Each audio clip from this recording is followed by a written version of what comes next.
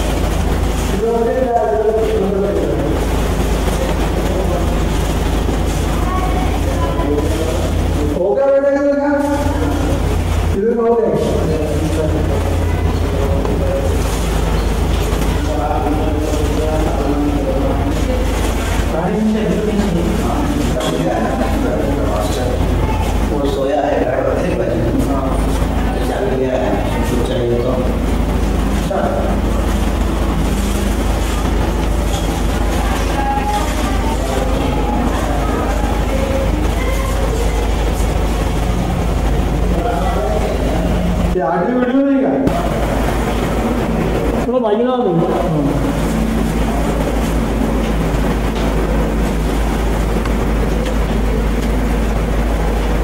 बता दूँ क्या? एक सेकंड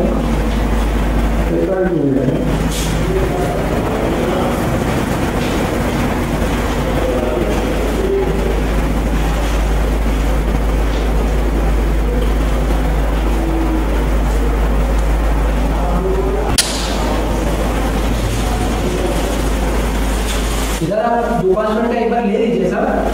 ये सब ज़्यादा डिटेल देखने की जरूरत नहीं है, वो प्रदर्शनी ये सब ज़्यादा ले लीजिए, फिर वो आके थोड़ा बता देंगे इससे जो भी है।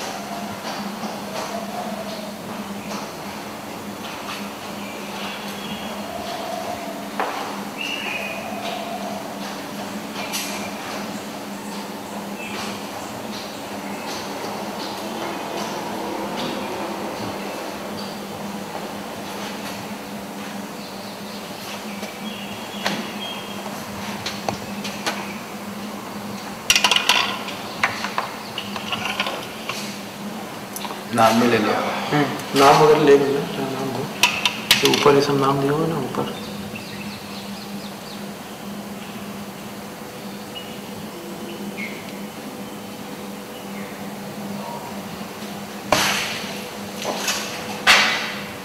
नीचे टूक पड़ा हो सकता है।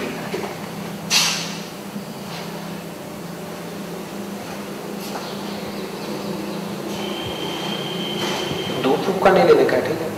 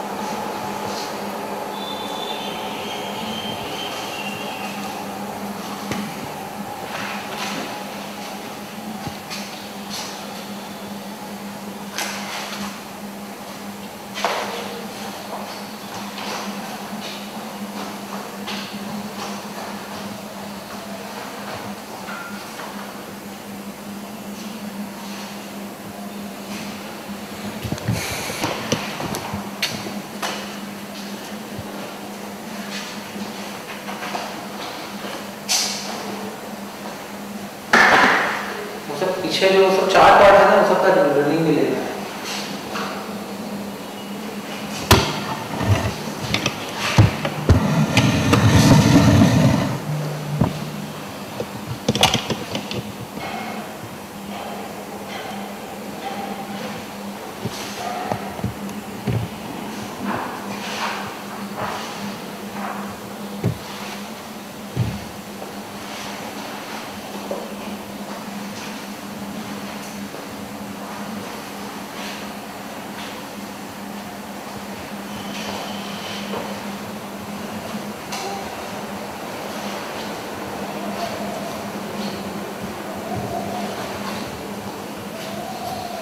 बस चलेगा।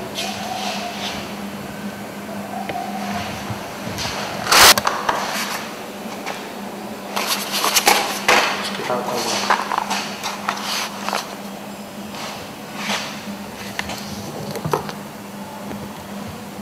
एक किताब आना चाहिए।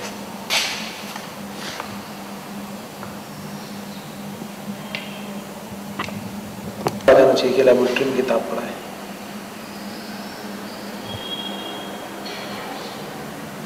किताब का नाम मेन है, मेन नाम है, ये सब मेन नहीं है। उसके बाद दूर पूरा किताब दिखा दो, पूरा दूर किताब दिखा दो। और उसके बाद में ऊपर जो मशीन जो दवाई पड़ा है वो सब भी दिखा दो कि कहाँ किताब पढ़ा है, ये समझ में आना चाहिए। ये किताब लेबोरेटरी में पढ़ा है।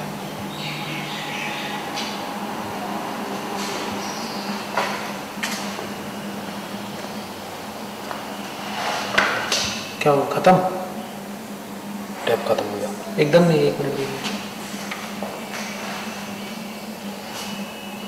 ये सब उतना नहीं लेना है, ये मेन लेना था। उधर से आते ना तो अच्छा था। आप कटिंग करके आए एडिटिंग में? हाँ, आप कटिंग करके एडिटिंग में आए? कटिंग करके? नहीं, मेरे को थोड़ा आना है इसमें। आप पहले से पीछे से आगे से पीछे से जा सकते हैं एडिटिंग में, टेंशन मत लीजिए। ऐसा लेने के लिए बोल रहे थे? हाँ, ऐसा ले लो। इसका हेडिंग पढ़ने को आना चाहिए, हेडिंग पढ़ने को आना चाहिए। हेडिंग जो है, बाकी पुरानी हेडिंग, और ये नीचे जो ये सब नाम लिखा हुआ है, ये सब धीरे धीरे दिखाने का है, ये सब। और ये नीचे जो पेपर का कटिंग लगा हुआ है वो भी दिखाने का है। नीचे जो पेपर का न्यूज़पेपर का कटिंग है ना, वो दिखाने का है। उसमें क्या लिखा हुआ है, हेडिंग उसका पढ़ने को आना चाहिए। और बस ये लास्ट वाला चार्ट, बस ये लास्ट वाला चार्ट थोड़ा डिटेल्स में दिखा देना। इसमें ज़्यादा मैटर नहीं है, ये दिख जाएगा। और ये लास्ट में नाम।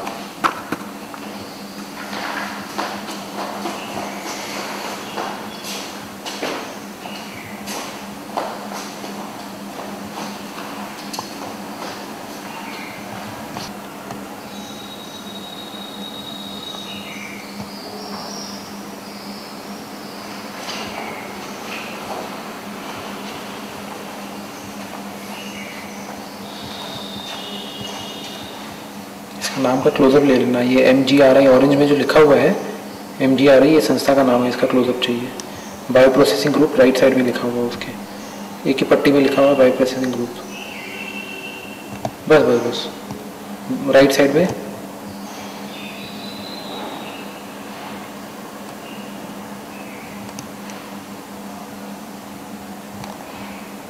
चलेगा, ठीक है, छोड़ दिया।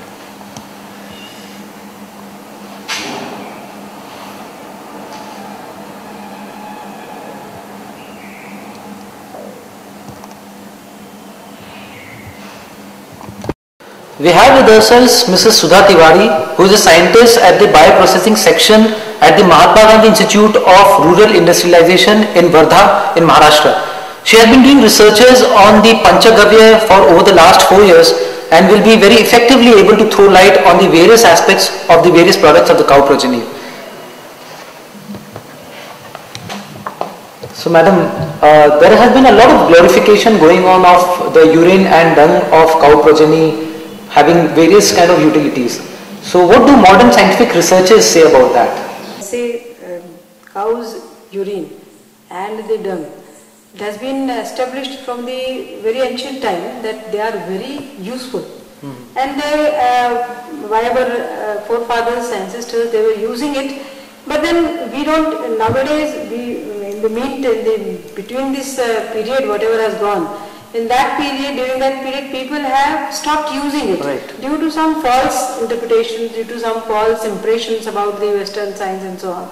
But now, again, when it has been scientifically proved that this gomutra and the gomaya, what they say about cow dung, these has very antifungal, antibacterial, immunomodulatory, then the antioxidant properties are there. So all these properties have already been proved by modern sciences, and they have been taken patents on this. So therefore, it's not a question of whether to believe it or not. So therefore, this belief on this use of Gomutra and Gomay has been established, and now people have started believing on it, and then they have started using it as a medicine, as a in the domestic products also, in the agriculture it has been very long established use is there, but then as a medicine, and the very impressive effect of this Gomutra on the medicines. Now actually in Ayurveda, about 40% of the Ayurvedic medicines have directly or indirectly the use of Gomutra is there. Because the toxic herbs which are there, they have been detoxified with the use of Gomutra.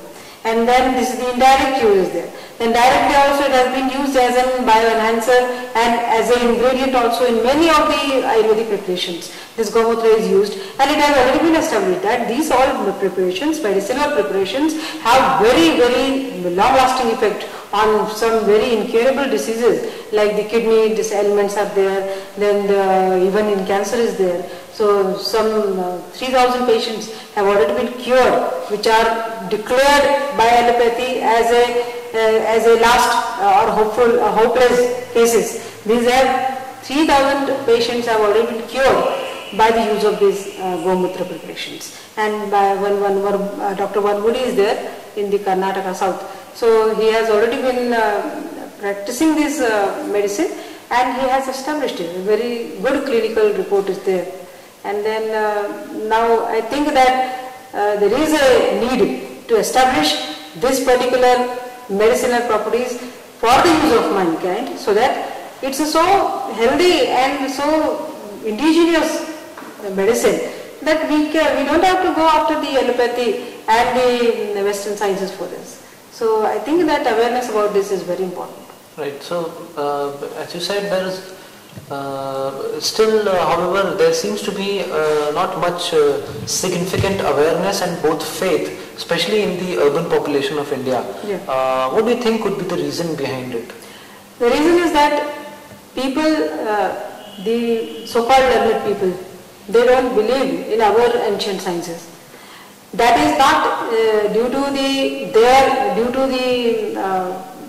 disbelief or due to the failure of that particular significance of that science that has been established, and it's a very, very, I think that it is more progressive than this allopathic and the modern sciences. But the question is that those people who are related with these Ayurvedic medicines are there, those people, they don't themselves have the clear picture about what is the clear view about this science, and therefore they are not able to explain it properly to the modern sciences. And so there is a question of belief, faith, and there is a need that this faith should be re-established by the people who are using it, and those people who are connected with the sciences, that themselves have to clear their concept first, and then they can explain these concepts to the modern sciences, and when these learned people will start using it and will start advocating about the use of this Gomutra and Gomay, then only there will be a faith of this particular medicines on this.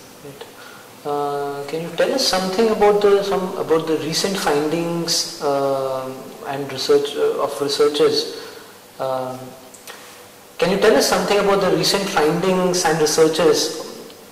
Can you tell us something about the recent finding of researchers on the urine and dung of the cow progeny in terms of the medicinal utilities? Yeah, I told you in the beginning that the use of the Gomutra has very good antibacterial property, right, immunomodulatory property, right, it's a very good bioenhancer, and it has been all proven. I can tell you exactly the scientist's name, but it has already been proved and it is very well recorded and maintained. And then it has been used because of this phenol content is very high in Gomutra. We have worked on this Gomutra standardization for the last 3 years. We have worked on 400 samples on it, and then we have found that the phenol content of this Gomutra is very high, and due to that phenol content has a very good antibacterial, antifungal properties are there, and they have already been established, proved in the scientific knowledge. So can you specify some of the diseases where it is Yeah. supposed to be working properly. It is very Gomutra arc, Right. which is there. This Gomutra arc, that distillate of the Gomutra, that Gomutra arc is very useful on the kidney ailments. Whatever. In some patients, even the dialysis and all have been stopped by the use of this Gomutra arc. And in cancer also, they have established a very good result of this all medicines which are prepared by this. Then on the skin diseases also, the use of this medicine on the skin, this ailment, psoriasis and other diseases are there. On the skin ailments, and the Shudranachakwati is there. That is very good on the white patches which are there. On that white patches, it has very good result of this particular. Now, there are very good results have already been established. That the Panchagavya Grit is there, one of the medicines which is prepared from the Panchagavya Grit, that is ghee, and with the help of some herbs are there which are added to that particular grit. And this preparation which is there, it is an Ayurvedic established preparation is there, and this has got a very good effect on the nervous system. It has already been established that epilepsy and some nervous disorders which are there, they have been very well cured with the help of this Panchagavya Grit. And the arc which is there, it has already, and the details you can get from the clinical research. Right. And some effects, some positive effects on the liver as well as on the blood pressure, the systems. Yeah, liver disorders which are there. So, for example, in the jaundice, Right. the very well effect, you can say that psoriasis of the liver is there when the jaundice gets prolonged. That on that also, that psoriasis, the arc, Gomutra arc has been said to be very well established effect on this psoriasis. And liver disorder, not psoriasis, liver, cirrhosis of the liver. Right. So that in cirrhosis of the liver, this Gomutra arc has very well effect. And I think that almost all the disorders, some or other, directly or indirectly, they have the effect of this particular Gomutra medicines, and they are very effective in almost all the diseases. So therefore, there is no question that these medicines are very effective in this particular disorder or that particular disorder. You can say that almost all, right from the blood pressure, the kidney ailments are there, heart ailments are there, nervous system is there, skin diseases are there, almost all the organs are covered, and you can have a very good effect on almost all the human body systems. So therefore, there is not a question of whether one particular disease has been cured by this or not. Right. The question is only the awareness and the clinical research. Right. That is lacking. Right. This is one thing which is very lacking in this particular field, that the clinical research. Because you won't find any clinical report or any clinical research done in a proper manner as per the protocol of the sciences which are medical sciences which are there. So that has to be done. Only question is that. So how do you think this is possible? What would you like to suggest? Yes, this is awareness generated by the Ayurvedic people, Ayurvedic practitioners, and also not only the Ayurvedic practitioners, but also the allopathic practitioners, because after all the question is the treatment of the patient. He should be cured.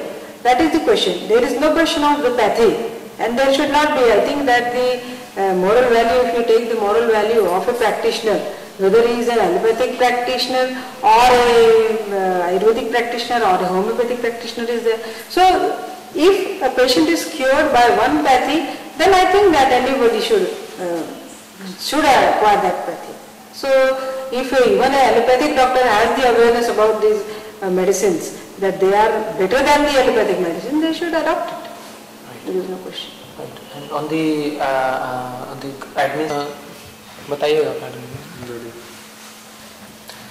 So at the administration front, do you think there are some strong actions required in this direction? Or what are the actions required, initiatives required at the administration level by the various governments? Up till now, in the I think 4 or 5 years back, there were very less awareness regarding the government machinery as far as this particular subject is concerned, Panchagavya is concerned.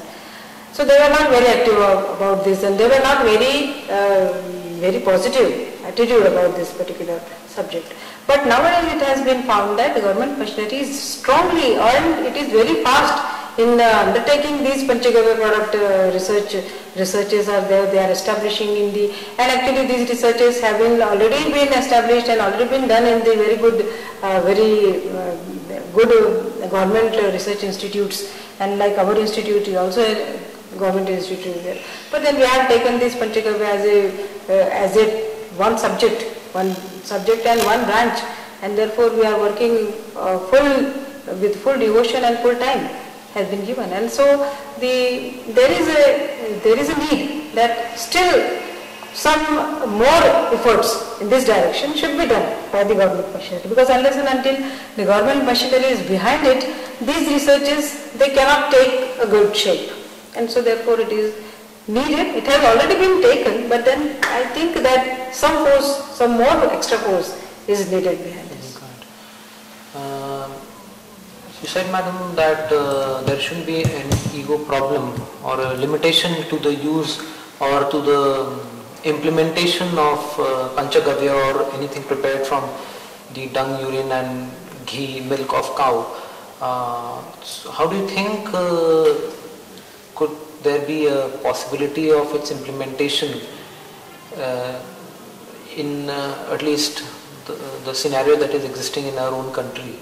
What do you think can be done to? There is only one question is there, that very first thing is the awareness, right, and the faith, right, which the people have already lost in this particular pathy or in these medicines and in this. Right. So only the question is of awareness. Right. If the media takes a very initiative in this direction, right, if the government machinery takes the initiative in this direction, if the NGOs take the initiation in this direction, then I think that there is not a question of a time. I think that this can be done within very short time, and it can be done because people are already been fed up with the use of and the side effects of these allopathic medicines and the Western whatever sciences are there. So therefore they are seeking some alternative way to find out some other way. And nowadays people have this already been this faith is there, and so there is a question of awareness.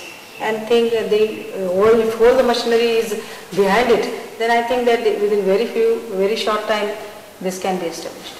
As per the findings, is there any special procedure to obtain the raw material for Panchagavya from the cow progeny? For example, the urine, the dung, any special timings and any special factors are required for that? Yes, factors are there, and they have already been mentioned in the very ancient text like Ayurveda. And they should be followed, first thing. Second thing is proper hygiene should be maintained. So whenever we are collecting Gomutra, whenever we are collecting the Gomaya and other products also, I think proper hygiene should be maintained in the Goshalas and wherever that worker is working, so that the extra contamination should not be there. And regarding the time and other things for the preparation of the medicines, as far as the medicines are concerned only. Other agricultural products and domestic products, they don't require these particular peculiarities, but the medicinal preparation they require. And so therefore, if these things are collected for the medicinal practices, then I think that these are timings according to the ancient text, and the hygiene according to the modern, they should be maintained. Right. Can you specify the factors in terms of collection of the urine and dung for the preparation of medicines? One factor is the time factor. It is mentioned in the Ayurvedic text that the Gomutra, which is collected for the medicinal preparation, should be of the first urine or the first morning collection. It should be that. Then they also specify about the age and other things. Then it should have diet of the natural diet. It should have a natural diet, and then it should be healthy. That's all. I think there is no other specifications about it. And in terms of other utilities, what are the utilities of the urine and dung of, say, a bull or the other members of the cow progeny other than a cow? In case of the domestic preparations and agricultural preparations, these gomutra about the bull and the other progeny can be utilized. But as far as medicines are concerned, only gomutra is utilized as far as the text is concerned. Right. Now research has to be done whether what is the difference between the gomutra of these bull or the other progeny which is there. The cow. But then only cow that is mentioned and that has been established. I think there is no such a report is there, but it has already been established that only the if the medicine has to be prepared, it should be prepared from the healthy cow. That's all. Okay. Any differences between the preparations of the indigenous and the any differences between the urine of the indigenous progeny or the hybrid or crossbred progeny? There is a lot of difference. That all the Jersey and the hybrid variety which is there, they have no medicinal value.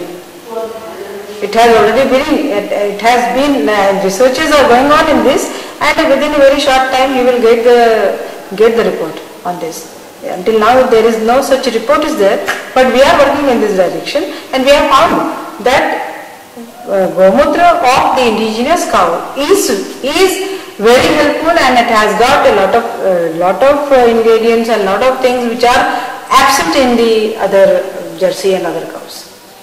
Okay. Yeah. And can their dung and urine be used for other preparations? What about the utilities and the other preparations? I think in agricultural they can be used. Okay. But I don't think that they should be used for the medicinal preparation. There is strict right. should be there. Strictness should be there, but then for example in the domestic preparation and the agricultural preparation I don't think there should be any. But do you think the qualities would be inferior even in those preparations, even if they are used?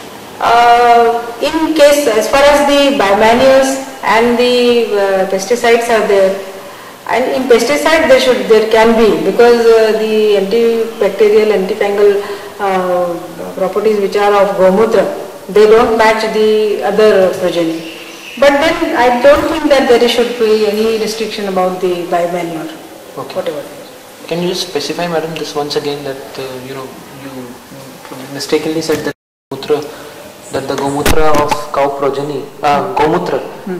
So can you just specify? बीच में break की जरूरत है. पंखा चलाने तो ज़्यादा produce कर लेंगे तो बेटर रहेगा. Indigenous and हाइब्रिड जो indigenous है और hybrid and Jersey. Right. So there is a lot of differences there between the gomutra. आप उनको रेडी बोलिए ना, उनको स्टार्ट बोलिए. वो चलने दें, थोड़ा वो चलने दो, आते रहेगा. Start. There is a lot of difference between the gomutra of the indigenous cow and the hybrid varieties like Jersey and other hybrid varieties which are there, and already the proof is not there because the researches are going on and it has not been finished, and so therefore I cannot say it with the proof that this is the difference and say. But then we have already been worked in this direction, and are concerned, the gomutra of the indigenous cow is very you can say that superior to this the cow Jersey and other hybrid varieties. Madam, as far as the Ayurvedic texts are concerned, a lot of revelations of the Ayurvedic texts have been confirmed by modern scientific researchers. Yeah. So in that case, can we conclude that there is a lot of authenticity in the text, and until and unless there is some research to the contrary, they have to be accepted as the truth? Yes. Because now see, they have said it long before, a very long time ago. They have said it, and whatever they have said it and whatever they have written it, it has been proved word for word correct. Only question is that we don't understand what they have written, because their language was Sanskrit language, and there is a lot of difficulty in understanding these shlokas of the Sanskrit language and so on. And so interpretation of these languages, these shlokas in a particular way is very important, first thing, because they are misinterpreted. That is the question. Therefore, there is a disbelief on this particular sign. If they are interpreted correctly, then there is no question, I must say that there is no question of disbelieving these particular texts and the Ayurveda of the Charaka and Shruti. They have to be believed. Now many of the things which have been written in this particular text, Ayurvedic text and the Vedic text, they have already been proved by the modern science. So unless and until there is some research which can prove it contrary or which can deny it, you have to believe it. Otherwise, you have to do some researches which are proving to be wrong, or on the contrary, or the denial is there. But then unless and until they are proved wrong, you have to believe it. There is no question. Madam, today we find that most of the Gaushalas, they are conducting, and most of the NGOs are preparing Panchagavya medicines and various other products. Do you think a lot of commercialization can also come in the near future?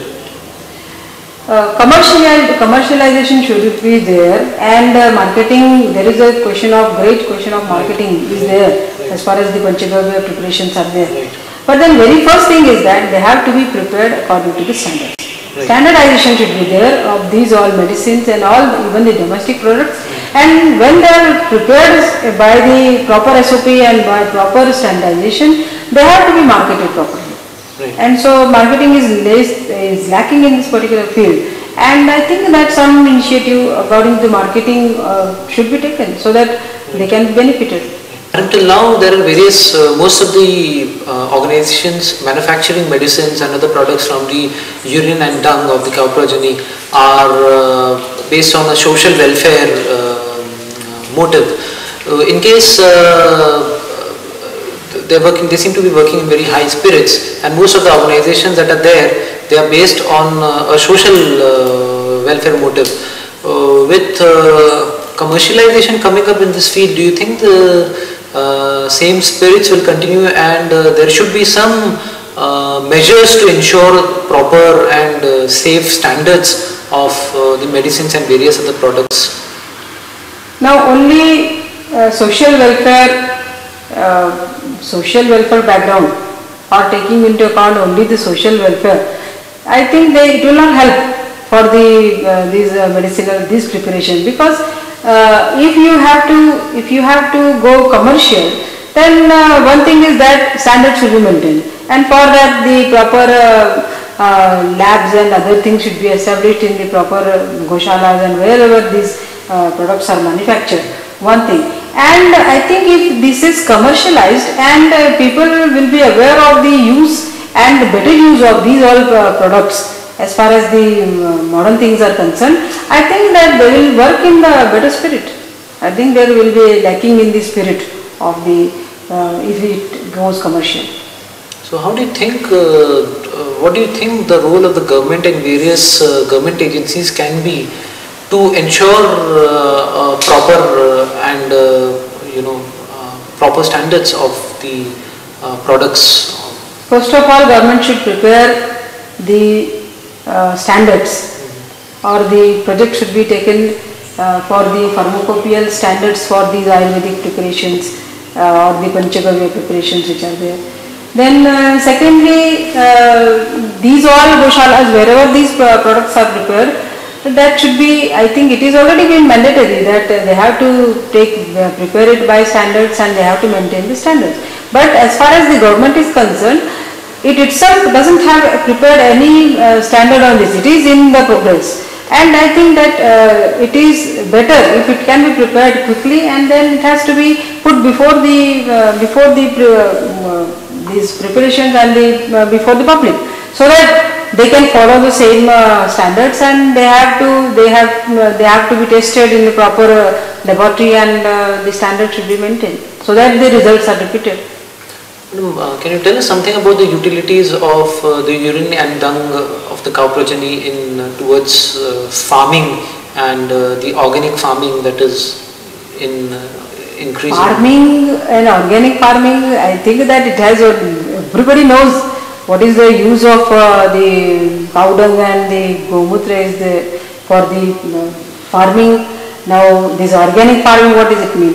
Organic farming, they cannot deny this because it's a long established fact that the people in the ancient time they were only doing the farming by the organic way. This organic word has been a recent word, but then it has been very long practiced according to, and so as far as the pest repellent is concerned, the biopesticides are concerned, biomanuals are everywhere. The gomutra and the gomar cow dung has the use. So indirectly, if organic farming is producing better products for human health, indirectly is the products or the residual products of so if organic farming is producing, I'll put up two more questions. Is organic farming producing better output in terms of human health also? Now, organic farming, that is as far as the chemical fertilizers which were used by these recent few years back, and in the terms of the green revolution which we have established. Now that results of that green revolution and the use of chemical fertilizers, we already know, everybody know, whole world know what is the bad effects are on the human health is there. So this organic farming, it is nothing but the stopping of the use of these chemical fertilizers and re-establishing the use of the cow dung and the other natural biomanuals and the biopesticides which are there. So natural. Right. And any messages to the general public as such? Only message is that you should believe in our old sciences. I think you should have faith in the old sciences and our ancient culture. Our culture, Indian culture, has a very, very deep root, and I think that nowhere in the world has this heritage which we have. And I think that we should take the use of that knowledge which they had and they have written it. And I think that we should utilize that knowledge for our purpose, for our betterment. And if we use it, then only there is a good way, or you can say the progressive way ahead. These chemical fertilizers and everywhere the use of these modern sciences and modern equipments, it will not help for the human. And any suggestions for the administration to? Administration. I think government should take the initiative in promoting the researches in the Panchagavya, in the very established research institutes which are there. And the public awareness, it should take interest in public awareness as far as these Panchagavya medicines and other products are there. And this will help to promote these all products and also to help the health of the mankind and so on. One last thing, so not in sequence, one last thing, चालू कर लो. Do you think, मैं जैसे आपसे पूछ रहा हूँ, there is something then I'll put up the question, you can answer. Do you think it can help somewhere in controlling global warming? Some way it can help. Not Panchagavya directly or the urine and dung, if it is put to proper use, can it help in also controlling global warming? It should be helping, but how?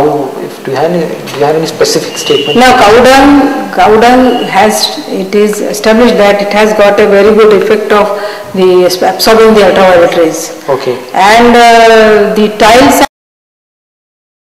the help of cow dung is already in progress. They have prepared some tiles and roofings with the help of this cow dung, so that these ultraviolet rays can be absorbed, and it will help in the global warming. Right, and then you can.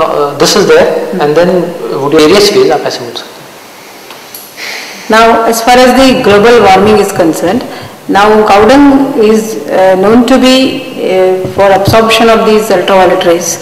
And therefore the tiles and other roofings with the help of this cow dung is already been prepared and I think that they will be useful for global warming. And as far as the fuel is concerned, then the biogas preparation with the help of the cow dung is very well established nowadays. In every one or two alternative villages and alternative houses, you can have these biogas preparations. And the slurry, which is residue of this biogas, is very helpful in biomanure, is a biomanure. And so therefore there is no question of the whatever global warming or the pollutant. It is very helpful in manure. So therefore I think it's a very good alternative source of fuel. So it can check global warming. Yes, it can check global warming very effectively. You can just give this statement once again. It can both has a fuel and both has a absorbent. It can check global warming in a very effective way. This can be used as a fuel also, and also as the alternative source of fuel, and also for checking the global warming.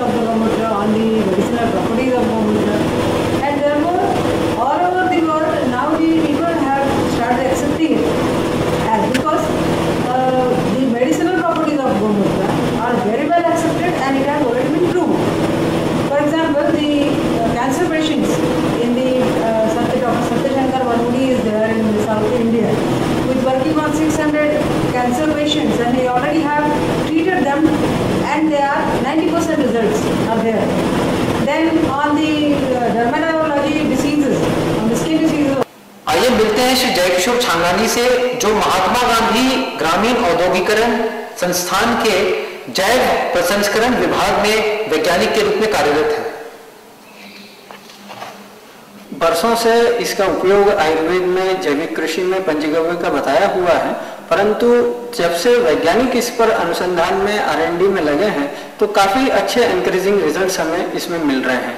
जैसे medicine का यदि देखा जाए तो immunomodulatory, bio enhancer, anti cancer, इस प्रकार से जितनी बीमारियां हैं, चाहे रीनल डिसऑर्डर लीजिए, कार्डियक डिसऑर्डर लीजिए, गैस्ट्रोइंटेस्टाइनल डिसऑर्डर लीजिए, स्किन डिसऑर्डर लीजिए, हर इसमें हमें बहुत एनकरेजिंग रिजल्ट्स मिल रहे हैं। वैसे ही हमें ऑर्गेनिक फार्मिंग में भी इसके बहुत बढ़िया रिजल्ट्स मिल रहे हैं। हम लोग जैविक कृषि के लिए जिस वर्मी कंपोस्ट, बायोडंग कंपोस्ट, जैविक खाद का इस्तेमाल करते हैं, उसकी क्वालिटी टेस्ट करने के लिए हम लोगों ने बायोमैन्योर डायग्नोस्टिक किट बनाई है। इस बायोमैन्योर डायग्नोस्टिक किट के दो भाग हैं, पार्ट 1, पार्ट 2। पार्ट 1 जो किट है बायोमैन्योर डायग्नोस्टिक किट की, ये केमिकल और फिजिकल पैरामीटर्स को टेस्ट करती है। इसमें हमने कुछ सॉल्यूशंस दिए हैं, जैसे पोटेशियम, नाइट्रोजन, ऑर्गेनिक कार्बन। इसे टेस्ट करने के लिए हमने सिंपल सॉल्वेंट्स, इसमें रिएजेंट्स डाले हुए हैं। एक आम आदमी भी इसे टेस्ट कर सकता है, अपने खेत में बनी हुई खाद को टेस्ट कर सकता है कि उसमें nitrogen, potassium, phosphorus, organic carbon और पीएच कितना है। एक बुकलेट हम लोग इस किट के साथ में देते हैं। एक बुकलेट इस किट के साथ में हम लोग देते हैं, जिसमें हम लोग nitrogen, potassium, phosphorus, organic carbon को कैसे टेस्ट करें, इसकी बहुत ही सिंपल प्रोसीजर्स इसमें दी हुई हैं, जिसकी मदद से एक आम व्यक्ति भी इस किट की मदद से अपने खाद को टेस्ट कर सकता है। उसी प्रकार से बायोमैन्योर डायग्नोस्टिक किट पार्ट 2 भी बनाई हुई है, जिस पर हम लोग खाद में माइक्रोबियल काउंट कितना है उसे टेस्ट कर सकते हैं। इसमें कुछ रिएजेंट्स हम लोगों ने दिए हुए हैं, जिसके टेस्ट के आधार पर हम लोग बता सकते हैं कि खाद में माइक्रोबियल काउंट कितना है, जैसे total fungus, Azotobacter, total bacteria, ये कितना है। अलग अलग स्टेंस के इसमें ये रिएजेंट्स दिए हुए हैं। परिस्थिति में आज जो गौशाला और कई संस्थाएं पंचगव्य उत्पादनों को, वर्तमान स्थिति में आज गौशाला एवं कई अन्य संस्थान जो पंचगव्य उत्पादनों का निर्माण कर रही हैं, उनको इंश्योर करने के लिए, उनके स्टैंडर्ड्स को इंश्योर करने के लिए भी शायद एक आवश्यकता है। तो उनके ग्राहक, मान लीजिए कृषि क्षेत्र में जो किसान है या जो जो उनके जो चिकित्सा क्षेत्र में जो मरीज हैं, डॉक्टर हैं, उनके लिए क्या तरीके हैं कि वो प्रोडक्ट्स की क्वालिटीज के बारे में इंश्योर्ड हो जाएं? वापस से पूछ लेना, लंबा हो गया, सीधा साधा पूछता हूँ, वर्तमान स्थिति में आज जो गौशालाएं एवं कई अन्य संस्थाएं पंचगव्य के विभिन्न उत्पादनों को निर्मित कर रही है, तो उनके ग्राहकों के लिए क्या तरीका है और क्या ऐसे स्टेप्स हैं, स्टैंडर्ड्स हैं कि वो उनके क्वालिटी के बारे में अश्योर्ड रह सके? क्या मैकेनिज्म है, क्या प्रतिक्रियाएं हैं कि वो जो उनके पास जो उत्पादन जा रहे हैं उनकी क्वालिटीज सही रहे? जहाँ तक कृषि में उपयोग की बात है तो जो वर्मी कंपोस्ट, बायोडैम कंपोस्ट है, उसकी केमिकल, फिजिकल और माइक्रोबियल पैरामीटर्स हैं, उसकी मदद से हम लोग चेक कर सकते हैं खाद को। सर, आजकल गौमूत्र एवं पंचगव्य से बने औषधियाँ एवं अन्य उत्पादनों का काफी गुणगान चल रहा है, तो आधुनिक विज्ञान इसके बारे में क्या कहता है? वैसे तो प्राचीन काल से ही हमारे सभी शास्त्रों में, चाहे वो स्वास्थ्य से रिलेटेड आयुर्वेद शास्त्र हो, उसमें पंचगव्य, गोबर, गौमूत्र, दूध, दही, घी के बारे में काफ़ी कुछ प्रॉपर्टीज़ लिखी हुई हैं। कृषि के संबंध में भी लिया जाए तो प्राचीन काल से ही भारत में जैविक कृषि होती आई है और पंचगव्य का, गोबर, गौमूत्र का उपयोग उसमें होते आया ही है। परंतु पाश्चात्य देशों ने जो हमारे शास्त्र में लिखे हुए थे पंचगव्य के बारे में, उस पर काफ़ी टीका टिप्पणी की है और मॉडर्न सब केमिकल, पेस्टिसाइड, केमिकल औषधियाँ वगैरह आ गई हैं। हमारा ये जो शास्त्र था ये काफ़ी रसातल में चला गया था, परंतु कुछ सौभाग्य से भारत के कुछ वैज्ञानिक आगे आए हैं और हर क्षेत्र में, चाहे वो दवाई का, औषधि का क्षेत्र हो, चाहे जैविक कृषि का क्षेत्र हो, पंचगव्य में काफ़ी कुछ रिसर्चेस हो रहे हैं और उसके बहुत फैंटास्टिक रिजल्ट्स हमारे सामने आए हुए हैं। जैसे औषधि की यदि बात की जाए तो इसमें हमारे पास में कुछ रिसर्चेस ऐसे आए हैं, जैसे इम्यूनोमॉड्यूलेटरी इफेक्ट है हमारे गोमूत्र अर्क का, जो डिस्टिलेट हम लोग उपयोग में लेते हैं उसका इम्यूनोमॉड्यूलेटरी प्रॉपर्टी है, बायो एनहांसर उसकी एक्टिविटी है। यदि बीमारियों के हिसाब से देखा जाए तो एंटी कैंसर उसकी प्रॉपर्टी बहुत अच्छी मिल रही है। काफ़ी कुछ देश भर में डॉक्टर्स हैं जो इसका अर्क थेरेपी का उपयोग कैंसर के पेशेंट्स पर कर रहे हैं और बहुत अच्छे रिजल्ट्स हैं इसके ओरल कैंसर में, जो इसोफेगल कैंसर होता है उसमें अर्क के काफ़ी अच्छे रिजल्ट्स हैं। इसके क्लिनिकल डाटा भी डॉक्टर्स लोगों ने इकट्ठा किए हुए हैं, जिसके बेसिस पर हम लोग कह सकते हैं कि इसकी एंटी कैंसर प्रॉपर्टी बहुत अच्छी है। दूसरे भी कई बीमारियां यदि ली जाए, जितनी इस मानव शरीर में सिस्टम्स हैं, यदि नर्वस सिस्टम की बात ली जाए तो एपिलेप्सी, मिर्गी जो बीमारी होती है उसमें पंचगव्य घृत का बहुत अच्छा इफेक्ट है।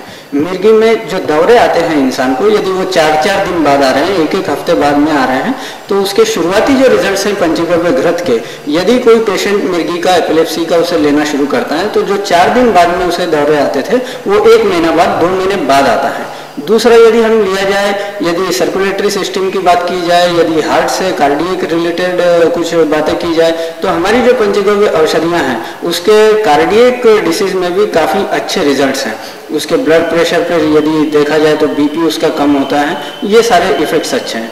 उसके बाद यदि किडनी के रीनल डिसऑर्डर में लिया जाए, कई बीमारियां ऐसी हैं रीनल डिसऑर्डर में, जैसे बर्निंग मिक्सचुरेशन होता है पेशेंट्स को, या कई इसमें यूरिनरी स्टोन होता है, पथरी की जो बीमारी है उसमें भी हमारे जो पंचगव्य की औषधियां हैं ये काफ़ी अच्छे अपने रिजल्ट दिखाते हैं। कई पेशेंट आए हैं जिनके यूरिन स्टोन हमारे पंचगव्य की औषधियों से बाहर निकल कर आए हैं। दूसरी कई स्किन डिसऑर्डर्स हैं, कई गैस्ट्रोइंटेस्टाइनल डिसीजेज हैं, एसिडिटी हैं, बाकी जो भी जनरल डिसऑर्डर्स हैं उसमें पंचगव्य की औषधियों के बहुत अच्छे फाइंडिंग्स हम लोगों को मिले हैं। और इसके अलावा अगर मधुमेह है, डायबिटीज पर भी इसके बहुत अच्छे रिजल्ट्स हैं, अस्थमा पे इसके रिजल्ट्स बहुत अच्छे हैं। जैसे अस्थमा के पेशेंट हैं, मॉडर्न चिकित्सा में उसको पफ लेने के लिए दिया जाता है, या तो उसको कॉम्बिटाइड का पफ देते हैं या अस्थालिन नाम का ड्रग है। तो ये जो ड्रग हैं अस्थमा पर जो मॉडर्न साइंस में दिए जाते हैं, इसके रिजल्ट्स तो अच्छे हैं पर इसके साइड इफेक्ट्स बहुत ज़्यादा है। जैसे इंसान काफ़ी वीक हो जाता है, उसकी आयु उसमें कम होते चलती हैं, परंतु जो हमारे पंचगव्य की दवाइयाँ हैं, जैसे एक बनता है गोमूत्र आसव नाम से। गोमूत्र, गुड़ और धात की पुष्प आयुर्वेद में बताया हुआ है। इसको 21 दिन तक मटके में रखते हैं और 21 दिन बाद में जब उसका फर्मेंटेशन पूरा हो जाता है, संधान उसका पूरा हो जाता है, तब उसको बाहर निकाल के गोमूत्र आसव के नाम पर उसे अस्थमा के पेशेंट्स को दिया जाता है। तो अस्थमा का जो बार बार सीजनल और ये डस्ट वगैरह के कारण जिनको अस्थमा होता है या क्लाइमेट वेदर चेंज होने के कारण जिनको अस्थमा की तकलीफ होती है, उनको गोमूत्र आसव के बहुत अच्छे रिजल्ट्स मिल रहे हैं। कई पेशेंट तो ऐसे हैं कि जिनका अस्थमा पूरा नील हो चुका है। उनकी जो लंग पल्मोनरी फंक्शन टेस्ट होता है एक अस्थमा के पेशेंट के लिए, तो पल्मोनरी फंक्शन टेस्ट में भी जिनका फंक्शन काफी कुछ बिगड़ गया था लंग्स का, गोमूत्र आसव यदि वो 1-1.5 साल तक कंटिन्यूअसली लेता है तो उसका पीएफटी टेस्ट में भी बहुत अच्छे रिजल्ट्स मिल रहे हैं। डायबिटीज में भी इसके काफी अच्छे प्रोडक्ट लेने के बाद में उनका शुगर लेवल भी काफी कुछ लो हुआ है। तो सर क्या कारण है कि बावजूद इसके कि ये जो विज्ञान है, ये जो आयुर्वेद जो शास्त्र है, जो विज्ञान है, भारत में ये ओरिजिनेट हुआ है, मगर आज तक हमारी भारतीय जनसंख्या में ही, खासकर शहरी जनसंख्या में भी इसकी इतनी ज्यादा इसका प्रचार या इसकी जागृति और इसमें विश्वास नहीं है। क्या समझते हैं आप इसका कारण हो सकता है? इसमें दो बातें हैं। ये इस देश की विडंबना रही है कि भारत आजाद होने के बाद में जो सरकारें हमारी बैठी हैं, जितनी उन्होंने नीतियां बनाई हैं, चाहे वो स्वास्थ्य से रिलेटेड नीतियां हो, चाहे कृषि से रिलेटेड नीतियां हो, चाहे पर्यावरण से रिलेटेड नीतियां हो, सरकारी नीतियां जो भी बनती हैं, उनके सामने उन्होंने पाश्चात्य देशों में जो रिसर्च हुए हैं, जो अनुसंधान हुए हैं, उसको आदर्श, उसको आइडियल मानकर हमारे देश की नीतियां बनी हैं। हमारे देश में स्वास्थ्य में सारे उनके ही रिसर्चेस को मान्यता दी गई, एलोपैथी को मान्यता दी गई। कृषि की बात की जाए तो उन्हीं के जो फॉरेन में रिसर्चेस हुए हैं केमिकल पेस्टिसाइड वाले, उसी को मान्यता दी गई।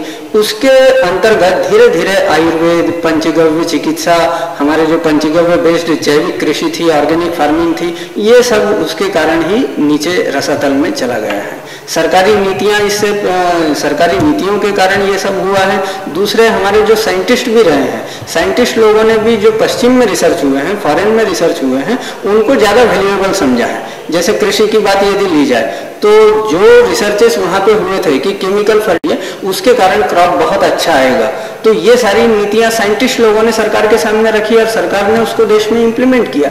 और हमने देखा कि पंजाब में बहुत अच्छा उसका क्रॉप आया केमिकल पेस्टिसाइड और केमिकल फर्टिलाइजर यूज करने के बाद में, पर धीरे धीरे वो क्रॉप मेंटेन जमीन नहीं कर सकी। आज हमारी भूमि जो है वो पूरी बंजर हो चुकी है, उतना क्रॉप हमारी भूमि में आ ही नहीं पाता है। तो इसके लिए आवश्यक है भारत में ही इनकी उतनी जागृति नहीं है, उतना विश्वास नहीं है, बावजूद इसके कि भारतवर्ष में ही से ही ये विज्ञान ओरिजिनेट हुआ है, आयुर्वेद या जो भी कहें। खासकर हमारी जो शहरी जनसंख्या है उनमें इतनी जागृति नहीं है और उतना विश्वास नहीं है। तो आप क्या समझते हैं, क्या कारण हो सकता है इसके पीछे? ये इस देश की विडंबना रही है कि जब तक भारतीय शास्त्र में जो भी वैज्ञानिक तथ्य दिए गए हैं, उनको फॉरेन का जब तक स्टैंप नहीं लगता है, फॉरेन का जब तक लेबल नहीं लगता है, तब तक यहाँ पर मान्यता नहीं मिलती। आज़ादी के बाद में दो हमारे देश में गलतियां हुई हैं। जो सरकारी नीतियां बनी हैं वो भी पश्चिमी देशों से प्रभावित हुई है, चाहे स्वास्थ्य की नीति रहो या हमारी कृषि संबंधित नीति है।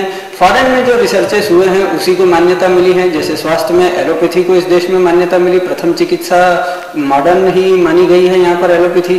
कृषि के बारे में यदि सोचा जाए तो आज़ादी के बाद में रासायनिक कृषि को ही सरकारी नीति के लेवल पर लाया गया। दूसरी दुखद और दुर्भाग्यजनक बात रही है वैज्ञानिकों की ओर से, उन्होंने भी पश्चिम में जो रिसर्च हुए हैं उसी को ज़्यादा वैल्यूएबल और ज़्यादा मान्यता दी है, बजाय इसके कि भारतीय शास्त्रों में जो दिया गया है वो भी काफ़ी साइंटिफिक है, उसमें भी काफ़ी प्रभाव है, उसको मान्यता नहीं दी गई और उसमें कुछ आगे रिसर्चेस नहीं हुए और वो जनसामान्य तक बातें पहुंची ही नहीं। तो मौजूदा परिस्थिति में क्या कारण है कि ये पंचगव्य और जैविक खेती और खासकर आयुर्वेद के जितने औषधियां हैं वो प्रचलित हो रही हैं और उनकी थोड़ी बहुत जागृति फैल रही है? उसका जो कारण है, जैसे आज पंचगव्य औषधियाँ काफ़ी पॉपुलर हो रही हैं, तो उसके पीछे कोई सरकारी नीति नहीं है। कोई सरकार, चाहे राज्य सरकार हो या केंद्र सरकार हो, कोई इसे ज़्यादा प्रमोट नहीं कर रही है आज पंचगव्य औषधि को। आज जो ये पॉपुलर हो रही हैं, ये कुछ वैज्ञानिक हैं देश में जिन्होंने इस पर कुछ रिसर्च किए हैं। जैसे गोमूत्र अर्क को यदि लिया जाए तो उसकी इम्यूनोमॉड्यूलेटरी और बायो एनहांसर एक्टिविटी को वैज्ञानिकों ने निकाला है। गोमूत्र अर्क से कुछ ऐसे कंपाउंड आइसोलेट किए हैं और उनकी फार्माकोलॉजिकल एक्टिविटी की गई है, एनिमल स्टडी की गई है और उनकी प्रॉपर्टीज देखी गई हैं कि वो इम्यूनोमॉड्यूलेटर हैं, बायो एनहांसर एक्टिविटी है, उनकी एंटी कैंसर प्रॉपर्टी है और इस पर यूएस पेटेंट लिए गए हैं। जब यूएस पेटेंट लिए गए हैं और सारी साइंटिफिक स्टडी, साइंटिफिक डाटा के साथ में समाज के सामने ये तथ्य रखे गए हैं पंचगव्य औषधियों के, तब ये पॉपुलर हो रही हैं और तब इन्हें मान्यता मिल रही है। और वैसे ही जैविक कृषि के बारे में भी यदि देखा जाए, ऑर्गेनिक फार्मिंग के बारे में भी, तो सरकार की नीति तो केमिकल, पेस्टिसाइड, फर्टिलाइजर वाली रही है। रासायनिक कृषि को ही उन्होंने प्रमोट किया है। हमने पंजाब का उदाहरण देखा है कि पंजाब में रासायनिक कृषि का उपयोग बहुत हुआ और बहुत अच्छा क्रॉप वहां पर आया था। देश को ही नहीं बल्कि विदेशों में भी हमारा खाद्यान्न पंजाब ने निर्यात किया था। इतना आत्मनिर्भर ये देश बन चुका था। परंतु कितने वर्षों तक रहा? 10 वर्ष तक, 20 वर्ष तक। आज पंजाब के यदि हालात देखे जाए तो पंजाब का किसान आज रो रहा है, आत्महत्या करने के लिए मजबूर हो रहा है। क्यों हो रहा है? क्योंकि रासायनिक जो कृषि हमने उपयोग में ली थी, कुछ वर्षों तक उसने जरूर अपना कमाल दिखाया, परंतु अब जो उसके दुष्परिणाम देखने में आ रहे हैं कि जमीन हमारी बंजर हो चुकी है, पानी को अंदर रिसाव करने के लिए उसमें कोई जगह नहीं बची है और सीड यदि आज उसमें डाला जाए तो उसकी जर्मिनेटिंग पावर नहीं रही है। तो इसलिए आज पंजाब हरियाणा का किसान भी जो केमिकल पेस्टिसाइड के गुणगान करता था, वो भी आज ऑर्गेनिक फार्मिंग की ओर जा रहा है और गौ आधारित जो जैविक कृषि इस देश में प्राचीन काल में होती थी, आज देश फिर उसी तरफ जा रहा है। और बहुत सौभाग्य की बात है कि आज हमारी जो सेंट्रल एग्रीकल्चर मिनिस्ट्री है, जो हमारे वैज्ञानिक हैं ऑर्गेनिक एग्रीकल्चर से रिलेटेड, वे भी ऑर्गेनिक फार्मिंग को प्रमोट कर रहे हैं और कृषि के लिए गाय को आवश्यक समझ रहे हैं। तो आपके इंस्टीट्यूट में किस तरह के अनुसंधान हो रहे हैं पंचगव्य के ऊपर और क्या उनके परिणाम हैं? पंचगव्य की उपयोगिता आज जीवन के हर दिशा में है। औषधि में भी उसकी उपयोगिता है, औषधि में भी हमारा इंस्टीट्यूट इस पर R&D कर रहा है। दूसरा, जैविक कृषि के लिए पंचगव्य की काफ़ी उपयोगिता है, उसमें भी हम लोग R&D कर रहे हैं। डोमेस्टिक प्रोडक्ट भी इसमें काफ़ी बनते हैं जो हमारे रूटीन लाइफ में उपयोग में आते हैं, उस पर भी हम R&D करते हैं। पहले हम चर्चा करेंगे मेडिसिन के क्षेत्र में। पंचगव्य में जो भी आयुर्वेद की औषधियाँ बनती हैं, उनमें गोमूत्र का काफ़ी उपयोग होता है। प्राचीन काल से आयुर्वेदिक औषधियों में गोमूत्र का उपयोग होते आया है, चाहे वो इंग्रेडिएंट के रूप में या पोटेंसी एनहांस करने के लिए या डिटॉक्सिफाइंग मटेरियल के लिए। परंतु गौशाला से लेकर डाबर, बैद्यनाथ तक आज गोमूत्र का उपयोग करते हैं, परंतु वो गोमूत्र औषधि में उपयोग करने लायक है या नहीं है, उस गोमूत्र की क्या क्वालिटी है, उस पर किसी का न सरकार का ध्यान है न किसी का है। अभी जैसे गौशालाएं हैं, गौशालाएं काफी कुछ पंचगव्य बेस्ड और गोमूत्र की मेडिसिन बना रही हैं, परंतु हर बार क्या एक ही उनकी मेडिसिन एक ही क्वालिटी की बनती है? हर बार क्या उनके रिप्रोड्यूसिबल रिजल्ट्स आते हैं? इस पर वो लोग मंथन नहीं करते हैं। तो इसके लिए आवश्यक है कि हर बार एक ही स्टैंडर्ड की मेडिसिन बने, एक ही क्वालिटी की बने, हर बार उसके क्लिनिकल रिजल्ट्स एक जैसे मिले। इसके लिए आवश्यक है कि रॉ मटेरियल हर बार एक जैसा यूज होना चाहिए। अब रॉ मटेरियल इसमें मेन है गोमूत्र। गोमूत्र हर बार एक ही स्टैंडर्ड का होना चाहिए। इसके लिए हमने एक प्रोजेक्ट यहाँ पर पूरा R&D किया था 3 साल, स्टैंडर्डाइजेशन ऑफ गोमूत्र, डेवलपमेंट ऑफ स्टैंडर्ड्स फॉर गोमूत्र। इसमें हमने 12 गाय सिलेक्ट की थी गोविज्ञान अनुसंधान केंद्र देवलापाल की, और 3 साल तक हमने मॉर्निंग सैंपल्स वहाँ से बुलाए और करीबन 400 सैंपल्स को हमने हमारे इंस्टीट्यूट में, और श्री आयुर्वेद महाविद्यालय है नागपुर में, डॉक्टर ज्योतिषी जी है वहाँ पर, उनके सहयोग से हमने 400 गोमूत्र के सैंपल एनालाइज किए हैं। उसमें हमने कुछ पैरामीटर्स तय किए हैं कि मेडिसिन में उपयोग करने लायक यदि गोमूत्र है या नहीं है, तो उसका pH कितना होना चाहिए, उसका टोटल सॉलिड कितना होना चाहिए, गोमूत्र की अल्कलिनिटी कितनी होनी चाहिए, गोमूत्र की कंडक्टिविटी कितनी होनी चाहिए, और एक TLC टेस्ट होती है, TLC में उसके कितने बैंड्स हमको मिलने चाहिए। इस हिसाब से हमने कुछ पैरामीटर्स तय किए हैं और उनकी रेंज भी तय की है। pH उसका 7 से 9 तक होना चाहिए, टोटल सॉलिड उसका 4 to 6 होना चाहिए, और एक बहुत इंपॉर्टेंट पैरामीटर हमने इसमें रखा है टोटल फिनॉल। फिनॉल जो बायोलॉजिकली बहुत एक्टिव कंपाउंड है गौमूत्र में, जिसके कारण हमें इम्यूनोमॉड्यूलेटरी और बायोएनहांसर एक्टिविटी मिलती है। हमने गौमूत्र में तय किया है कि फिनॉल ये इतने से इतना होना चाहिए, तभी हम उसे गौमूत्र को मेडिसिन में उपयोग करने लायक मानेंगे। ये हमारा एक R&D वर्क हुआ है। दूसरा, पंचगव्य के जितने भी औषधियाँ हैं उनका प्रोडक्शन और क्वालिटी एश्योरेंस का भी हम लोग यहाँ पर ट्रेनिंग देते हैं। मिनिस्ट्री ऑफ हेल्थ का जो आयुष डिपार्टमेंट है, जो आयुर्वेदिक औषधियों के बारे में सब कुछ नीति निर्धारण करता है, उसने पंचगव्य की या आयुर्वेद की जो भी औषधियाँ हैं, जैसे वटी है, चूर्ण है, आशा वरिष्ठ है या अवलय है, जितने भी औषधियाँ होती हैं उनके कुछ पैरामीटर्स तय किए हैं। तो उसका भी क्वालिटी एश्योरेंस का हम लोग यहाँ पर फैसिलिटी प्रोवाइड करते हैं और लोगों को ट्रेनिंग भी देते हैं। दूसरा, R&D वर्क कृषि के बारे में हम लोगों ने किया है। आज कई लोग, गौशाला वाले भी और किसान लोग भी ऑर्गेनिक फार्मिंग की ओर जा रहे हैं और हमारे जो पंचगव्य से बनती हैं चीज़ें, जैसे वर्मी कंपोस्ट है, गोबर से बनता है, और नीम गोमूत्र पेस्ट रिपेलेंट हम लोग बनाते हैं जिसका US पेटेंट हुआ है, उसका भी हम लोग यहाँ पर ट्रेनिंग भी देते हैं और उसका क्वालिटी एश्योरेंस भी करते हैं। तीसरी एक और चीज़ है जो ग्रोथ प्रमोटर के रूप में काम करती हैं, गोमूत्र, गुड़ और हनी और गोघृत, इनको मिलाकर एक अमृत पानी तैयार किया जाता है, उसका भी हम लोग यहाँ पर ट्रेनिंग देते हैं। अभी मेनली यदि खाद के बारे में चर्चा की जाए तो खाद का क्वालिटी क्या है, वर्मी कंपोस्ट का क्वालिटी क्या है, बायोडन कंपोस्ट का क्वालिटी क्या है, उसको चेक करने के लिए किसी सैंपल को यदि लेबोरेटरी में भेजा जाए तो 7-8 दिन लगते हैं। हमने ये बायोमैन्युअल डायग्नोस्टिक किट डेवलप की है। एक बुकलेट इस किट के साथ में हम लोग देते हैं कि कैसे इसको यूज करना चाहिए। एक आम किसान, वो अलग से उधर आपके क्या, हाँ सर, कृषि के क्षेत्र में जो पंचगव्य के इम्प्लीमेंटेशंस और एप्लीकेशंस है, उनमें आपकी क्या रिसर्चेस हैं, उनके क्या परिणाम हैं? पंचगव्य का भी जैविक कृषि में काफ़ी कुछ उपयोग है, जैसे वर्मी कंपोस्ट बनता है, खाद बनता है गोबर से।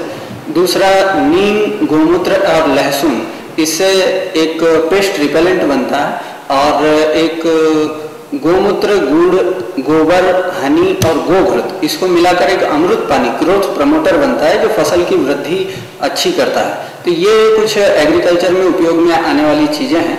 इस पर हम लोग काफ़ी कुछ R&D कर रहे हैं। जैसे केमिकल फर्टिलाइजर और केमिकल पेस्टिसाइड के साथ में यदि क्रॉप ली जाए और इस वर्मी कंपोस्ट, नीम गोमूत्र पेस्ट रिपेलेंट और अमृत पानी के साथ में यदि कृषि की जाए तो उनके कंपैरेटिव क्या रिजल्ट्स हैं वो हमने देखे हैं। उसके डाटा हमारे पास अवेलेबल है कि कैसे जैविक कृषि में ये जो चीज़ें उपयोग में आती हैं, इनको लेकर कैसे अच्छे परिणाम हमको क्रॉप में मिल रहे हैं, वो हमने क्लिनिकल डाटा इकट्ठा किया है। दूसरा, ये जो खाद हम लोग बनाते हैं, वर्मी कंपोस्ट, बायोडन कंपोस्ट, इसको यदि किसी लेबोरेटरी में टेस्टिंग के लिए भेजा जाए, जैसा कि मिनिस्ट्री ऑफ एग्रीकल्चर ने बोला है कि सेल करने के पहले इनका क्वालिटी एश्योरेंस होना चाहिए, तो लेबोरेटरी में यदि भेजा जाए तो 7 से 8 दिन इनके टेस्टिंग के लिए लगता है। हमने एक आम किसान भी अपने खेत में बनी हुई खाद को कैसे टेस्ट करे, उसके लिए बनाई है बायोमैन्युअल डायग्नोस्टिक किट।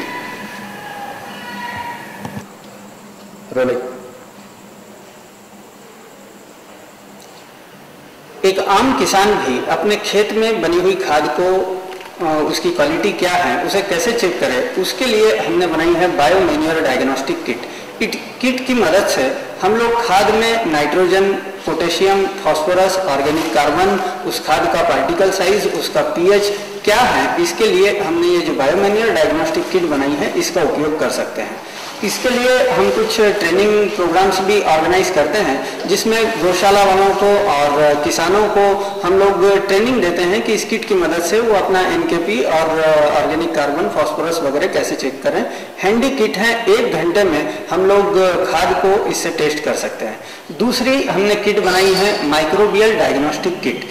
इस किट की मदद से हम लोग खाद में जीवाणु कौन कौन से हैं, कितने हैं, जैसे total fungus, total bacteria, Azotobacter, इनका माइक्रोबियल काउंट कितना है वो चेक करने के लिए हमने माइक्रोबियल किट बनाई है। इसका भी ट्रेनिंग हम लोग हमारे यहाँ पर देते हैं। इस प्रकार से मेन जो जैविक कृषि के लिए वरदान साबित हो सकती हैं, ये 2 किट हमने बनाई हैं जिसकी मदद से फिजिकल, केमिकल और माइक्रोबियल पैरामीटर्स खाद में हम लोग चेक कर सकते हैं।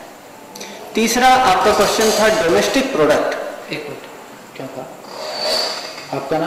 हाँ, तो नहीं, आप घरेलू उत्पादनों, दैनिक जीवन में उपयोग में आने वाली वस्तुएं। डोमेस्टिक थोड़ा ज़्यादा गड़बड़ है, मतलब लोगों को समझ नहीं आएगा। सर, ये जो डोमेस्टिक वस्तुएं हैं, डोमेस्टिक उपयोग की वस्तुएं हैं पंचगव्य की, इनमें भी कुछ स्पेशल रिसर्चेज, इनके कुछ स्पेशल परिणाम और यूजेस सामने आए हैं आपके रिसर्चेज में? इसमें भी हम काफ़ी कुछ वर्क कर रहे हैं। जैसे देश भर में आज 4,500 गौशालाएं हैं, उनमें काफ़ी गौशालाएं डोमेस्टिक प्रोडक्ट बना रही हैं, जैसे साबुन, शैम्पू, फिनाइल, धूप बत्ती, मॉस्किटो रिपेलेंट, कॉइल, उपटन, ये सब डोमेस्टिक प्रोडक्ट आज गौशालाएं बना रही हैं। परंतु पारंपरिक पद्धति से बना रही हैं और जो वर्कर्स हैं वो भी इतने नॉलेज वाले नहीं हैं कि जिसे एक अच्छा प्रोडक्ट मार्केट में आ सके। फॉर्मुलेशन उनके उतने अच्छे नहीं हैं। जैसे फिनाइल है, कई गौशाला वाले हैं जो आज गौमूत्र बेस्ड फिनाइल बना रहे हैं, परंतु उसमें वो केमिकल्स का उपयोग कर रहे हैं। जैसे फिनाइल जो बन रहा है उसमें कार्बोलिक एसिड का यूज हो रहा है, कटिंग ऑयल का यूज हो रहा है। उसकी क्वालिटी इंप्रूवमेंट के लिए हमने यहाँ पर एक प्रोजेक्ट लिया है। फिनाइल यहाँ पर हमने भी गौमूत्र बेस्ड बनाया है। अभी जो केमिकल बेस्ड फिनाइल है जो गौशाला वाले बना रहे हैं, इसमें आप देख रहे हैं कि इसके फेज जो है वो सेपरेट हो चुके हैं। इसमें ऑयल अलग हो चुका है, ये बाकी लेयर इसमें अलग हो चुकी है। वो फॉर्मुलेशन को चेंज करते हुए हमने कुछ चेंज किया है, जैसे कार्बोनिक एसिड वगैरह इसमें हटा दिए हैं। हमने गोमूत्र आधारित और नीम आधारित ये फिनाइल बनाया है।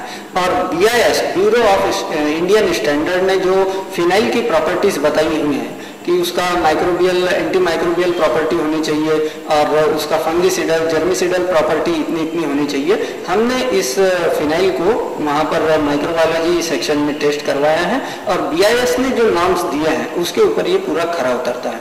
आज कई गौशाला वाले दंत मंजन बना रहे हैं, उनके भी काफ़ी अच्छे रिजल्ट्स हैं, पर उसमें और इम्प्रूवमेंट लाने के लिए हमने कुछ इंग्रेडिएंट्स इसमें और बढ़ाए हैं। जैसे ये दंत मंजन में भी गोमय भस्म का उपयोग हुआ है, परंतु इसमें हमने लौंग तेल और नीलगिरी तेल डालकर इसकी क्वालिटी को इम्प्रूव किया है। कई गौशाला वाले हैं जो धूप का, जो भगवान के लिए हम धूप का उपयोग करते हैं, ये धूप बन रही है और काफ़ी अच्छा इसका सेल हो रहा है, परंतु गौशालाओं द्वारा जो निर्मित धूप है उसे यदि हम माचिस से जलाए तो वो थोड़ी सी जलेगी फिर बुझ जाएगी। इसके क्वालिटी इंप्रूवमेंट के लिए भी हमने एक प्रोजेक्ट लिया है। ये हमारे द्वारा बनी हुई धूप है, इसको आप जलाइए और ये पूरी आखिरी तक जलती है। इसके फॉर्मुलेशन को हमने कुछ चेंज किया है। इस तरह से काफ़ी कुछ डोमेस्टिक प्रोडक्ट्स हैं जिन पर हम क्वालिटी इंप्रूवमेंट के लिए R&D वर्क कर रहे हैं। पंचगव्य के जो रॉ मटेरियल्स हैं, जैसे घृत है, घी है, पंचगव्य के जो रॉ मटेरियल्स हैं जैसे घृत है, गौमूत्र है, दही या दूध और गोबर है, इनको इकट्ठा करने की, इनके जो कलेक्शन की कोई निर्धारित विधि है, कोई प्रोसेस है कि किन ब्रीड के, किस जाति के गौवंश से इसे लिया जाए और किस समय लिया जाए और कैसे इसे स्टोर रखा जाए, इसके बारे में आप कुछ बताएंगे? हमारे शास्त्रों में बहुत ही स्पष्ट इसके बारे में निर्देश दिए हुए हैं कि जो गौमूत्र हम लोग कलेक्ट करते हैं वो देसी गाय का ही होना चाहिए, वो जर्सी गाय का नहीं होना चाहिए। दूसरी बात ऐसी है कि जो गौमूत्र हम कलेक्ट करेंगे वो हेल्दी गाय का ही होना चाहिए। पहली बात तो देसी गाय का होना चाहिए, दूसरी बात वो गाय हेल्दी होना चाहिए। इसका मतलब ये है कि गौशालाओं वाले जो गौमूत्र इकट्ठा कर रहे हैं, कलेक्ट कर रहे हैं, उसके लिए आवश्यक है कि वेटरनरी फिजिशियन द्वारा हर गाय का चेकअप होना चाहिए, तभी हम समझ पाएंगे कि ये हेल्दी गाय से गौमूत्र आ रहा है या नहीं आ रहा है। तीसरी बात इसमें ऐसी है कि मॉर्निंग का जो फ्रेश सुबह का गौमूत्र है वही आयुर्वेद में बताया हुआ है मेडिसिन में उपयोग करने के लिए, तो मॉर्निंग का ही सैंपल यूज करना चाहिए। और भी कई बातें हैं, जैसे गायों को हम लोग जहाँ गौशालाओं में रखते हैं वो सराउंडिंग काफ़ी हाइजेनिक होना चाहिए, वहाँ पर कीचड़ वगैरह नहीं होना चाहिए, गायों को बीमारियाँ नहीं होना चाहिए। और जब हम गौमूत्र का कलेक्शन करते हैं वो कलेक्शन भी काफ़ी केयरफुली होना चाहिए, उसमें किसी प्रकार का माइक्रोबियल कंटामिनेशन वातावरण से भी नहीं होना चाहिए, और जो कलेक्ट कर रहा है व्यक्ति उसके हाथ भी काफ़ी अच्छे धुले होने चाहिए, और जिस कंटेनर में हम लोग कर रहे हैं कलेक्ट उसको, वो कंटेनर भी धुला हुआ होना चाहिए, ताकि किसी भी प्रकार से जब हम पंचगव्य को कलेक्ट करते हैं तो उसमें कंटामिनेशन नहीं होना चाहिए। और एज वगैरह भी गाय की बताई हुई है कि किस एज की गाय का गोमूत्र कलेक्ट करना चाहिए, और उसमें ये भी आवश्यक है कि वो जंगल में या खेतों में चरने वाली गाय होनी चाहिए। जब तक वो अलग अलग प्रकार की वनस्पति नहीं खाएगी तब तक वो अच्छा क्वालिटी का गोमूत्र नहीं दे सकती, ऐसी हमारी मान्यता है। एक ही जगह पर यदि गाय को बांध कर रखा जाए तो उस गाय का यदि गोमूत्र हम लोग मेडिसिन में उपयोग करें और जंगल में घूमने वाली गाय का हम लोग गोमूत्र मेडिसिन में इस्तेमाल करें, काफ़ी उनमें वेरिएशन आते हैं क्वालिटी में और रिजल्ट्स में। तो आपका कहना जहाँ तक देशी और हाइब्रिड या क्रॉस ब्रेड गौवंश का सवाल है, तो उनके गौमूत्र में किस तरह का फर्क होता है हमारी देशी गाय? इस पर हमने अनुसंधान किया है हमारे इंस्टीट्यूट में। देसी गाय का गोमूत्र और जर्सी क्रॉस ब्रीड जो गाय है उसके गोमूत्र को हमने यहाँ पर स्टडी की है। एक TLC टेस्ट होती है, थिन लेयर क्रोमेटोग्राफी। उसमें हमने जब दोनों के बैंड लगाए तब जितने कंपाउंड्स हमें, जितने केमिकल कंपाउंड्स देसी गाय के गोमूत्र में मिलते हैं उतने हमें क्रॉस ब्रीड या जर्सी गाय के मूत्र में नहीं मिलते। दूसरी बात, उसमें फर्क जो देखने में आया है कि कुछ कंपाउंड्स कॉमन हैं जो देसी गाय के गोमूत्र में भी हैं और जर्सी के मूत्र में भी हैं, परंतु उनका जो कंसंट्रेशन है वो देसी गाय के गोमूत्र में ज़्यादा है और जर्सी में कम है। जहाँ तक गौवंश के अन्य सदस्यों का सवाल है, गाय के अलावा जैसे सांड है, बैल है या बछड़े हैं, तो उनके गौमूत्र को भी हम क्या औषधियों के लिए इस्तेमाल कर सकते हैं? औषधियों में आयुर्वेद में स्पष्ट दिया है कि गाय का ही यूरिन हमें लेना है। ये जो बैल हैं, सांड हैं, इनके यूरिन को हम लोग कृषि के लिए उपयोग में ला सकते हैं। तो इनकी जो गौमूत्र है और गोबर है, इनको हम कृषि और क्या फ्यूल जनरेशन के लिए यूज कर सकते हैं? फ्यूल जनरेशन के लिए जैसे अभी बायोगैस वगैरह है या उससे इलेक्ट्रिसिटी जनरेशन है, उसमें हम लोग ये सब गोबर का इस्तेमाल कर सकते हैं, गुलक का, सांड का वगैरह। और जो हमारे डोमेस्टिक प्रोडक्ट बनते हैं उसके लिए भी हम लोग इसका इस्तेमाल कर सकते हैं। जी, तो पंचगव्य की जो औषधियाँ हैं उनमें किस तरह के उनके स्टैंडर्ड्स को इंश्योर करने के लिए, उनकी जो क्वालिटीज हैं उनको इंश्योर करने के लिए किस तरह के प्रिकॉशंस, किस तरह की केयर की जरूरत है? आज आवश्यकता यह है, जो हमारी हेल्थ मिनिस्ट्री है, आयुष डिपार्टमेंट है, उन्होंने एक आयुर्वेदिक फार्माकोपियल कमेटी बनाई हुई है जो सभी आयुर्वेदिक ड्रग्स की, जैसे हर्बल जो वनौषधि वगैरह हैं, उनके स्टैंडर्डाइजेशन, उनके क्वालिटी एश्योरेंस के बारे में काम कर रही है। आवश्यकता यह है कि पंचगव्य से जो निर्मित औषधियाँ हैं, पंचगव्य से जो निर्मित चीज़ें हैं, उनके भी क्वालिटी एश्योरेंस को वो लोग टच करें, परंतु दुर्भाग्य की बात है कि वो लोग टच नहीं कर रहे हैं। तो मेरे ख्याल से जहाँ जहाँ पर भी जिन गौशालाओं में पंचगव्य संबंधित औषधियाँ बनती हैं, वहाँ पर एक लेबोरेटरी होनी चाहिए जो ये सुनिश्चित करे कि हर बार जो रॉ मटेरियल यूज़ किया जा रहा है उसका क्या स्टैंडर्ड है। जैसे हर्बल वनौषधियाँ और पंचगव्य को मिलाकर ये सब औषधियाँ बनती हैं, तो हर्बल ड्रग का भी स्टैंडर्ड चेक होना चाहिए मेडिसिन में उपयोग करने के पहले, और मेडिसिन का भी होना चाहिए। दूसरी बात होती है SOP, स्टैंडर्ड ऑपरेशनल प्रोसीजर। जो हम प्रोसीजर अडॉप्ट करते हैं, जैसे आशा वरिष्ठ बना रहे हैं या घृत बना रहे हैं, तो मेडिसिन को यदि घी में उबालना है तो कितने देर तक हम बॉईल करें, कितनी फ्लेम पर हम लोग बॉईल करें, इस सब बातों पर भी हमें ध्यान देना चाहिए। तभी हमें एक ही क्वालिटी का, एक ही स्टैंडर्ड का मेडिसिन हर बार मिलेगा। तो रॉ मटेरियल का स्टैंडर्ड होना चाहिए, प्रोसेस का स्टैंडर्ड होना चाहिए, और जब फिनिश प्रोडक्ट बन के बाहर निकलता है तब उसका भी स्टैंडर्डाइजेशन होना चाहिए। तो ये सब आवश्यक है इसके क्वालिटी एश्योरेंस के लिए। और आप क्या संदेश देना चाहेंगे देश की जनता को, जहाँ तक पंचगव्य और आपकी खोज एवं उनके परिणाम का प्रश्न है? आप क्या संदेश देना चाहेंगे देश की जनता को, जहाँ तक आपका अनुभव है, जहाँ तक पंचगव्य में आपकी खोज, आपके अनुसंधान एवं उनके परिणाम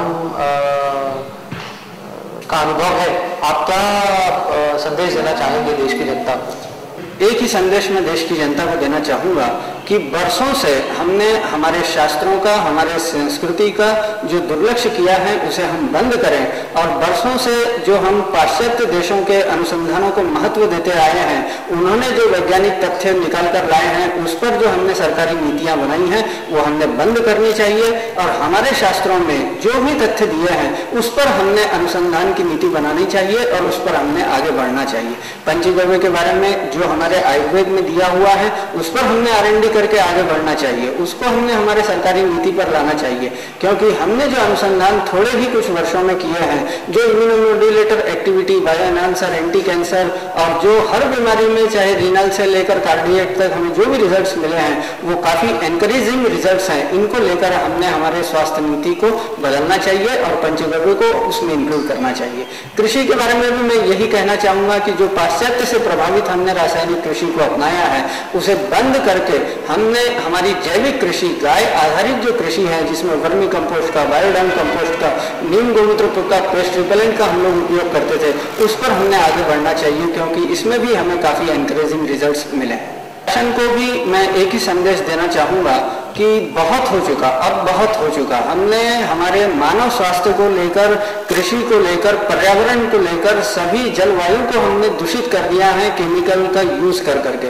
मानव पर हमने पूरे केमिकल का उपयोग किया है औषधियों के लिए, हमारी भूमि पर हमने केमिकल पेस्टिसाइड और केमिकल फर्टिलाइजर यूज करके इसे तहस नहस कर दिया है।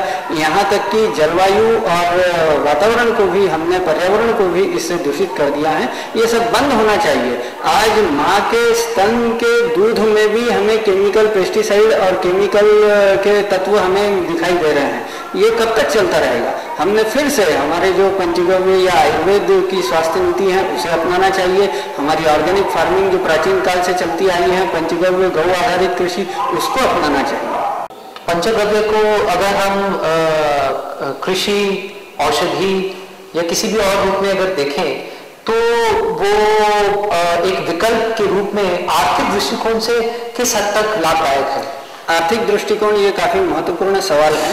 आज विदर्भ से लेकर पंजाब, हरियाणा तक का किसान आत्महत्या कर रहे हैं। सिर्फ उसके आत्महत्या का कारण है रासायनिक कृषि, जो बहुत ही महंगी है। हमने आज कृषि में रासायनिक खाद, रासायनिक कीटनाशक इनका उपयोग किया है, और जो ट्रैक्टर्स वगैरह हैं उसका भी हम लोग उपयोग करते आए हैं। इसके जगह पर आज हर किसान इस ओर मुड़ रहा है, ऑर्गेनिक फार्मिंग की ओर, वर्मी कंपोस्ट, बायोडंग कंपोस्ट, नीम गोमूत्र, पेस्ट रिपेलेंट की ओर, और जो हमारे बैल हैं उसका भी खेती में ज्यादा से ज्यादा उपयोग हो रहा है। तो ये जो उपयोग है, गाय आधारित जो कृषि, जैविक कृषि है, ये 0 बजट है। इसमें किसी प्रकार का खर्चा नहीं है, और आर्थिक दृष्टिकोण से सोचा जाए तो भी इसके बहुत अच्छे रिजल्ट हैं, और क्रॉप की यील्ड के रूप में यदि सोचा जाए तो भी इसके बेहतर रिजल्ट्स हैं।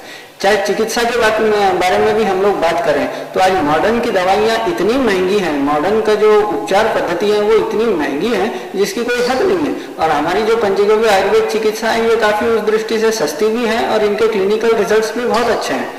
डोमेस्टिक प्रोडक्ट की यदि बात की जाए तो आज हम लोग यदि किराना दुकान में जाते हैं, शॉप में जाते हैं, तो फिनाइल यदि हम केमिकल बेस्ड लेते हैं तो 40 से 45 रुपए लीटर हमें फिनाइल मिलता है, जो कार्बोनिक एसिड और फिनॉल के कारण उसमें इतनी कीमत होती है। वही यदि हम लोग गोमूत्र आधारित फिनाइल का उपयोग करें तो ये हमने फिनाइल बनाया हुआ है, इसकी manufacturing cost with bottling and labelling 7 रुपए पर लीटर आती है। तो आप ही सोचिए कि प्रॉपर्टी में भी ये उससे बेहतर है, और आर्थिक दृष्टि से भी ये काफ़ी सस्ता है उससे। ये क्वालिटी कंट्रोल लेबोरेटरी है, जहाँ पर गोमूत्र से और अन्य जो पंचगव्य के प्रोडक्ट हैं, गोबर, गोमूत्र, दूध, दही, घी, इनसे जितने भी प्रकार के आयुर्वेदिक मेडिसिन बनती हैं उनका भी क्वालिटी कंट्रोल का यहाँ पर सारा टेस्टिंग की फैसिलिटी है। और जो एग्रीकल्चरल प्रोडक्ट बनते हैं जैसा वर्मी कंपोस्ट है, बायोडंग कंपोस्ट है, कुछ लिक्विड फर्टिलाइज़र जैसे अमृत पानी लिक्विड फर्टिलाइज़र हैं, उसके बाद में दूसरे भी कुछ अन्य प्रोडक्ट हैं जैसे नीम गोमूत्र से जो बायो पेस्ट रिपेलेंट बनाते हैं, नीम गोमूत्र और लहसुन से जो बायो पेस्ट रिपेलेंट बनाते हैं, ऐसे जो पंचगव्य से एग्रीकल्चरल प्रोडक्ट बनते हैं उसका भी सारा क्वालिटी कंट्रोल की फैसिलिटीज़ यहाँ पर है। और साथ में जो आयुर्वेदिक मेडिसिन हैं, 30 मेडिसिन गो विज्ञान अनुसंधान केंद्र आज यहाँ पर बना रहा है। FDA के सारे लाइसेंस प्राप्त मेडिसिन हैं, परंतु गवर्नमेंट ऑफ इंडिया का एक आयुष डिपार्टमेंट है, FDA है, WHO है, इन्होंने आयुर्वेदिक मेडिसिन के लिए, पंचगव्य की मेडिसिन के लिए कई गाइडलाइंस दी हैं क्वालिटी कंट्रोल के लिए। जैसे 29 यहाँ पर प्रोडक्ट बना रहा है गो विज्ञान अनुसंधान केंद्र, उसमें सभी प्रकार के आयुर्वेदिक प्रोडक्ट हैं, जैसे कुछ चूर्ण हैं, कुछ आंवले हैं, कुछ आशा वरिष्ठ हैं, काफ़ी दूसरे भी घृत वगैरह हैं, कुछ मालिश तेल हैं, जो जितने भी प्रकार के ये पंचगव्य के अलग अलग फॉर्मुलेशंस हैं, उसके लिए गवर्नमेंट ऑफ इंडिया के हेल्थ मिनिस्ट्री ने कुछ नॉर्म्स दिए हैं। जैसे चूर्ण है तो उसमें कुछ माइक्रोस्कोपी होनी चाहिए, माइक्रोस्कोपी होनी चाहिए, कुछ दूसरे जो प्रोडक्ट हैं वटी वगैरह हैं उनके एक्सट्रैक्ट वैल्यू होने चाहिए, उसका सल्फेटेड ऐश, एसिड इंसोल्यूबल ऐश, इस प्रकार के कुछ ऐश वैल्यूज हैं, एक्सट्रैक्ट वैल्यू हैं, उनका थिन लेयर क्रोमेटोग्राफी है। तो ये सारा जितने भी अलग अलग पैरामीटर्स दिए हुए हैं, जैसे घृत के लिए हैं, तेल के लिए हैं, इनके भी अलग अलग सेपोनिफिकेशन वैल्यू, आयोडीन वैल्यू, काफ़ी कुछ पैरामीटर्स गवर्नमेंट ने गाइडलाइंस में अपने दिए हुए हैं। वो सारे ही 29 प्रोडक्ट के सारे टेस्टिंग के फैसिलिटीज़ यहाँ पर हैं। जैसे आप यहाँ पर देखेंगे माइक्रोस्कोप हैं, जिसके सहयोग से हमने जो मिनिस्ट्री ने जो बताए हैं कि माइक्रोस्कोपी होनी चाहिए, पाउडर कैरेक्टरिस्टिक होनी चाहिए, जो हम गोबर, गोमूत्र और पंचगव्य के साथ में हर्बल मेडिसिन डालते हैं, उनकी माइक्रोस्कोपी और पाउडर कैरेक्टरिस्टिक यहाँ पर कर सकते हैं। उसके बाद में कुछ जैसे लॉस ऑन ड्राइंग वगैरह करना है, उसके लिए ओवन है, डिजिटल वेइंग बैलेंस है, जिसकी मदद से हम सारा वेइंग वगैरह करते हैं यहाँ पर। अब जैसे ये स्पेक्ट्रोफोटोमीटर है, मिनिस्ट्री ने कुछ गाइडलाइन दिए हैं कि मेजर कंपाउंड्स का आयुर्वेदिक मेडिसिन में असर होना चाहिए। जैसे गोमूत्र में हमने फिनॉल का असर किया है, वैसे हर आयुर्वेदिक मेडिसिन में कुछ न कुछ प्रोडक्ट का एस्टिमेशन या असर हमको करना है, तो स्पेक्ट्रोफोटोमीटर उसमें काफ़ी हमें मददगार साबित होता है। वैसे ही ये सेंट्रीफ्यूगल मशीन है, कुछ यदि सेंट्रीफ्यूज करना है हमको सेंट्रीफ्यूज मशीन में कर लेते हैं। उसी प्रकार से फिर से ये ओवन आप देख रहे हैं, यहाँ आप देख सकते हैं फ्लेम फोटोमीटर। अभी मिनिस्ट्री ऑफ एग्रीकल्चर ने वर्मी कंपोस्ट के लिए, बायोडन कंपोस्ट के लिए बहुत सारे नॉर्म्स दिए हैं। यदि कोई कंपोस्ट बनाता है, किसी भी प्रकार का वो कंपोस्ट हो, बायोमैन्योर हो, यदि वो मार्केट में ले जाना चाहता है, सेल करना चाहता है, तो उसके लिए उसे क्वालिटी कंट्रोल लैब में टेस्ट किया हुआ सैंपल देना जरूरी है। जैसे कोई बायोमैन्योर बना रहा है, उसमें नाइट्रोजन कितना है, फॉस्फेट कितना है, पोटेशियम कितना है, ऑर्गेनिक कार्बन कितना है, उस वर्मी कंपोस्ट का पार्टिकल साइज कितना है, उसका पीएच कितना है, ये सारा टेस्टिंग उसमें गाइडलाइन में मिनिस्ट्री ऑफ एग्रीकल्चर ने बताया है। इसी के साथ में उसमें बायोमैन्योर में बायो इनोकुलेंट्स कितने हैं, उसमें माइक्रोबियल काउंट कितना है, total bacteria, total fungus, Azotobacter, ये सब कितना है, ये भी सारा मिनिस्ट्री ऑफ एग्रीकल्चर ने बायोमैन्योर सेल करने के लिए, वर्मी कंपोस्ट सेल करने के लिए गाइडलाइन में अपना दिखाया। तो उसमें सारी टेस्टिंग फैसिलिटी, जैसा पोटेशियम टेस्ट करने के लिए फ्लेम फोटोमीटर है, उसी प्रकार से नाइट्रोजन और ऑर्गेनिक कार्बन और फॉस्फेट टेस्ट करने के लिए भी सारे इंस्ट्रूमेंट्स यहाँ पर अवेलेबल हैं। एक किट भी इस क्वालिटी कंट्रोल लैब में यहाँ पर उपलब्ध है, जो महात्मा गांधी ग्रामीण औद्योगिकरण संस्थान, एक नेशनल ऑटोनोमस इंस्टीट्यूट है, ministry of agro and rural industry, government of India का, सेंट्रल गवर्नमेंट का ये इंस्टीट्यूट है, महात्मा गांधी इंस्टीट्यूट, एमगिरी के नाम से इसे जानते हैं, जो वर्धा में ये सिचुएटेड है। महात्मा गांधी ने जहाँ पर अपने 2 वर्ष बिताए थे सत्याग्रह का, भारत छोड़ो आंदोलन जहाँ से शुरू हुआ था, उसी स्थान पर इस रिसर्च इंस्टीट्यूट का निर्माण किया गया है। उस रिसर्च इंस्टीट्यूट के बायो प्रोसेसिंग सेक्शन में एक किट बनाया हुआ है, जिसका नाम है बायोमैन्योर डायग्नोस्टिक किट, जिसकी मदद से जैसे हम यदि बायोमैन्योर वर्मी कंपोस्ट का सैंपल यदि किसी क्वालिटी कंट्रोल लैब में भेजते हैं, तो एक सैंपल में nitrogen, phosphate, potassium, organic carbon, उसका पीएच और उसमें बैक्टीरिया, फंगस, एजोटोबैक्टर टेस्ट करने के लिए 1 हफ्ते का समय लगता है। परंतु इस इंस्टीट्यूट ने, एमगिरी संस्थान में वर्धा में जो स्थित है, उन्होंने ये जो किट बनाया है, इसके मदद से हम सिर्फ 1 या 1.5 घंटे में हमारा वर्मी कंपोस्ट या बायोमैन्योर का सैंपल टेस्ट कर सकते हैं। इसमें बहुत ही सिंपल एक बुकलेट दी हुई है, चार्ट दिया हुआ है। इस बुकलेट में कुछ प्रोसीजर्स दिए हैं एनकेपी और ऑर्गेनिक कार्बन वगैरह टेस्ट करने के लिए। इसमें प्रोसीजर इतनी सिंपल दी गई है कि एक 10th या 12th पास लड़का भी ये प्रोसीजर फॉलो करके, और इसमें कुछ केमिकल्स दिए हुए हैं, जिसके सहयोग से वो 1-1.5 घंटे में ही अपना सैंपल टेस्ट कर सकता है। इसी प्रकार से एक दूसरा किट भी इस संस्थान ने बनाया है, जिसका नाम है बायोमैन्योर डायग्नोस्टिक किट पार्ट 2, जिसके मदद से हम लोग